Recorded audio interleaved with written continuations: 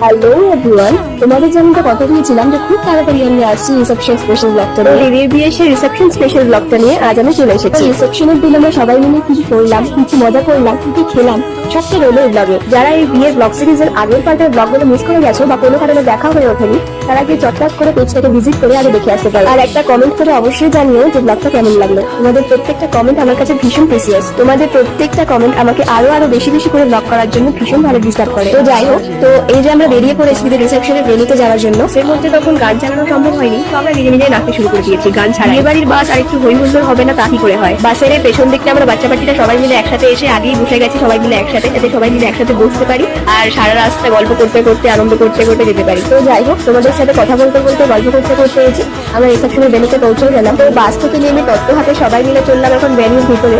তো চলো তোমাদেরকে নিয়ে যাই। তার আগে যারা যারা এখনো পেজটাকে ফলো করো, তার আগে চটপট করে গিয়ে পেজটাকে ফলো করে এসো, যাতে নেক্সট আপডেটটা তুমি সবার আগে পাও। তো এই যে ব্রাইড এন্ড গ্রুম, যদিও ক্লিপিংস গুলো এর থেকে ভালো করে আর নেওয়া যায়নি, কারণ তখন ছিল ঘরে বেশ ভালো পরিমাণে ভিড়। সেই ভিড় দেখে আমরা বুঝে গেছিলাম যে এখানে এখন ছবি তোলা কোনোভাবেই সম্ভব নয়। তো সেখানে আর সময় নষ্ট না করে তাই স্টার্টার কাউন্টারের দিকে চলে এলাম। তো এই করতে করতে ঘড়ি কাটায় বেজে গেছিল প্রায় 10:30 থেকে 11টা মতো। তাই সবাই বললো এবার খেতে বসে পড়তো, কারণ আমাদের বাড়িও ফিরতে হবে। তাই আর দেরি না করে খেতে বসে পড়লাম। তো এখানে চলছে দিদিদের প্রি ওয়েডিং শুটের ভিডিওটা, তো তাই মনে হলো তোমাদের দেখানোর জন্য কিছু ক্লিপিংস তুলে রাখি।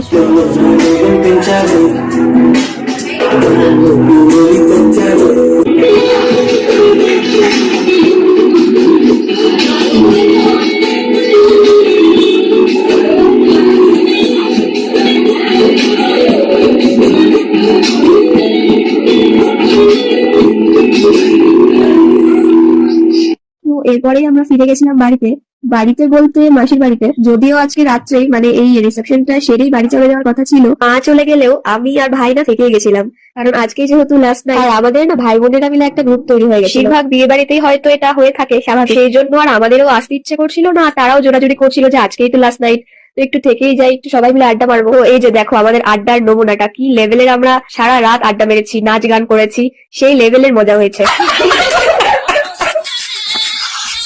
আমি ঘুমাচ্ছি, আমার অত সবাইকে নাচাবে।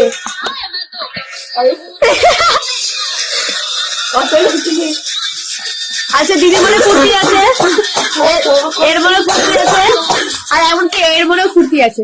3 জনের মনে, এর জীবনে আর আমার জীবনে কোনো ফুর্তি নেই।